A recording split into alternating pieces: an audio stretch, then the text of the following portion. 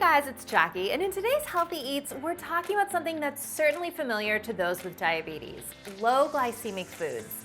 But did you know that even if you don't have diabetes, it's still important to be mindful of the glycemic index? And I am here with Balance Babe, Sarah Baker. Hello. And Sarah, to start out, let's just talk about what exactly the glycemic index is.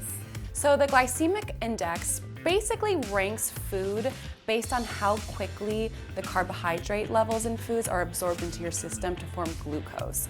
So kind of in layman's terms, how quickly food is digested and spikes your blood sugar levels. And if you continue to be mindful of this and eat this way, what are some of the long-term benefits you'll see? So many benefits. The number one benefit I think is amazing is that it helps you maintain your energy levels throughout the day, because if you're not spiking your blood sugar, you're not experiencing that crash or the 3 p.m. slump a lot of people experience.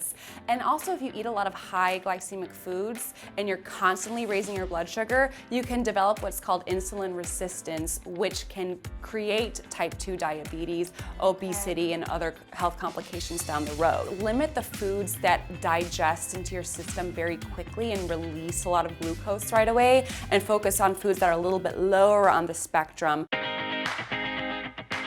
Let's talk through what some of these are. So foods that are low to zero, the zero glycemic index foods are foods that have 0 carbs in them. So your healthy fats from your oils like olive oils, your nuts, your meat, your fish. Medium to low glycemic index is going to be your beans, your sweet potato, vegetables and fruits. It's a little interesting because some fruits are higher on the glycemic index than others. Higher scale is all of your refined and your processed carbs. So your cereals, your chips, your sweets, your baked goods, all of those goodies. Sarah showed me how to put low glycemic eating into practice with a fun recipe.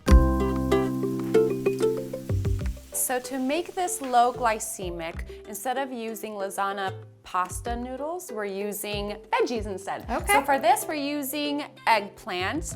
You can also use zucchini if you'd like. Essentially, you just want to make very thin slices of your eggplants, and you just layer them in. For the next layer, we cooked up onions, lean ground beef, spices, tomato, and tomato paste.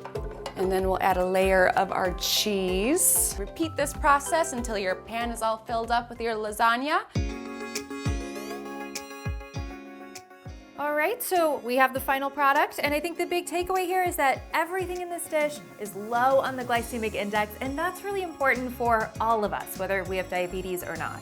Yes, it helps keep your energy levels up, your metabolism revved up, and your hunger cues low. It's just all around healthy for you. Yes, thank you so much, Sarah. Of course. And for Sarah's recipe and more healthy tips, head to our website, livinghealthytv.com.